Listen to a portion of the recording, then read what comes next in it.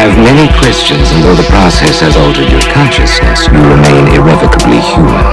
Ergo, some of my answers you will understand, and some of them you will not.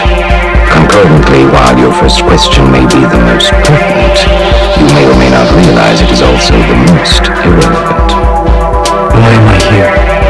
Your life is the sum of a remainder of an unbalanced equation inherent to the programming of the matrix. You are the eventuality of an anomaly which, despite my sincerest efforts, I have been unable to eliminate from what is otherwise a harmony of mathematical precision. While it remains a burden assiduously avoided, it is not unexpected and thus not beyond a measure of control, which has led you inexorably here. You haven't answered my question. Quite right. Interesting. That was quicker than the others. Others? The matrix is older than you know. I prefer counting from the emergence of one integral anomaly to the emergence of the next, in which case this is the sixth version. 5 months. There's been only 2 possible explanations. There were 5 months before, but no one told me. No one knows. Precisely. As you are undoubtedly gathering, the anomaly is systemic, creating fluctuations in even the most simplistic equations. Control me! I'm gonna smash you to You haven't been doing things like tricks! Choice.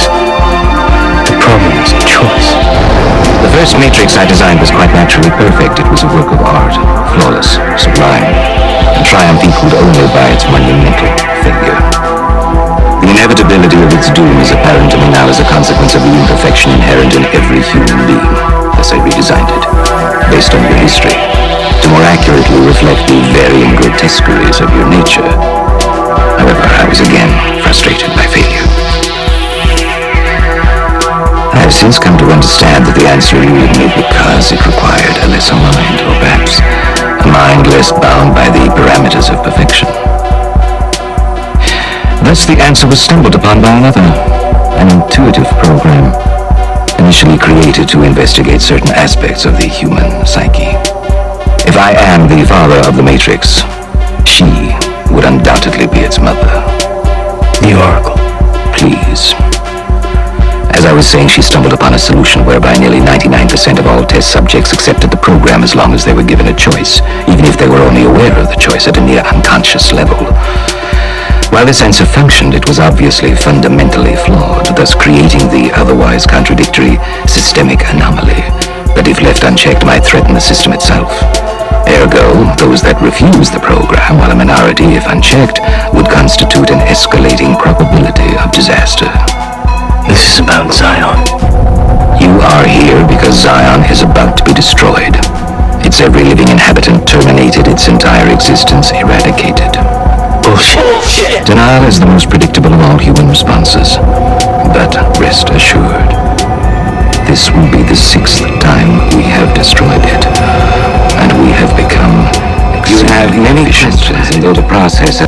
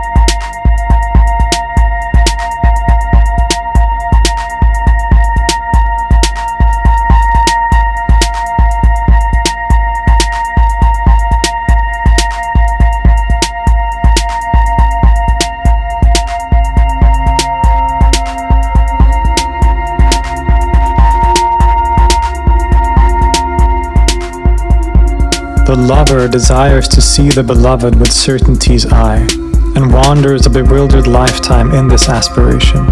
Then suddenly with his heart's ear he hears a voice. That magic spring where Khizr once drank the water of life is in your own home, but you have blocked its flow.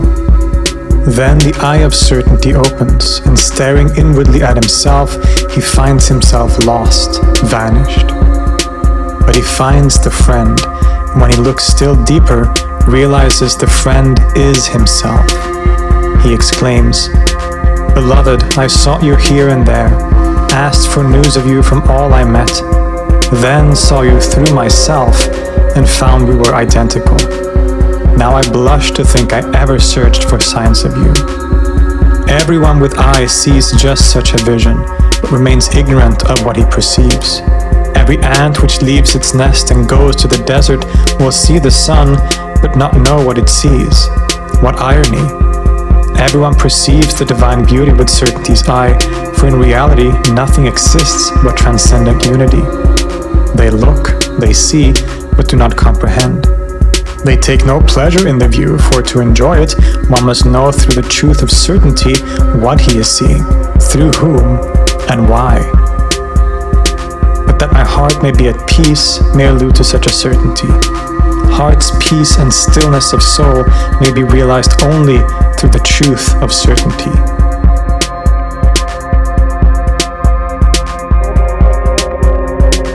"What is certainty?" they asked Sahl al-Tustari. "God," he replied. "You too, my reader, worship thy Lord until certainty comes to thee.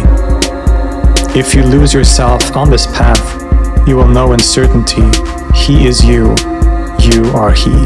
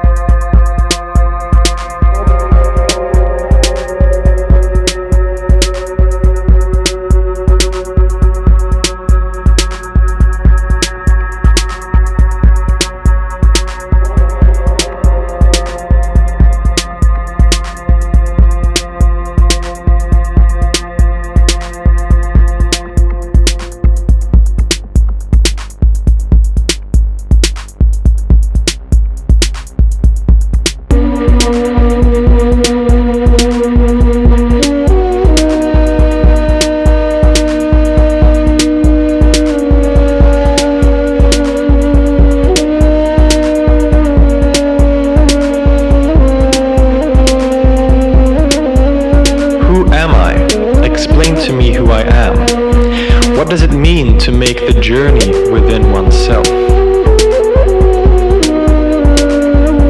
Now you ask me, what is me? You ask for an explanation of who am I? When absolute existence is alluded to, people use the word I as a matter of expression. When reality has taken form through individuation, you refer to it in language with the word I.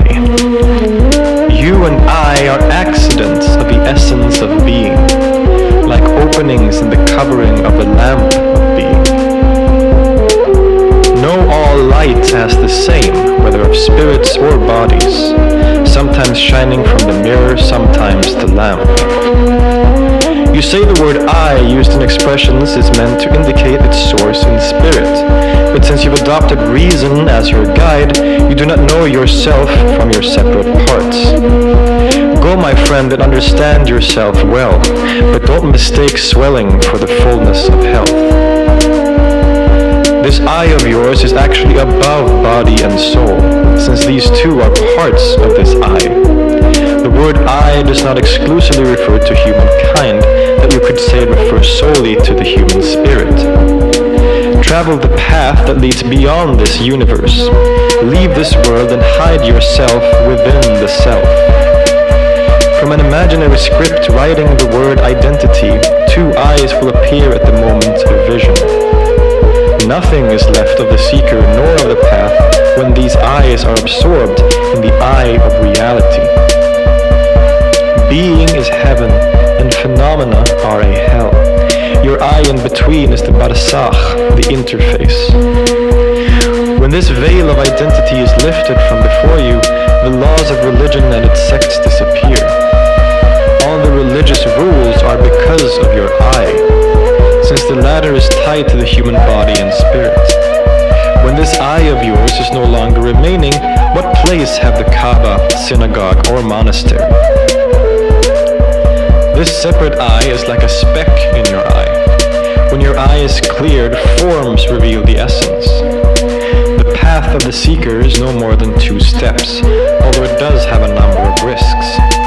The first is to transcend the outer forms of identity. The second is to traverse this desert of existence. The one here is witnessed as ones and their sum, just as the essence of numbers is one. You are the comprehensiveness that is unity itself. You are the unity that has become multiplicity.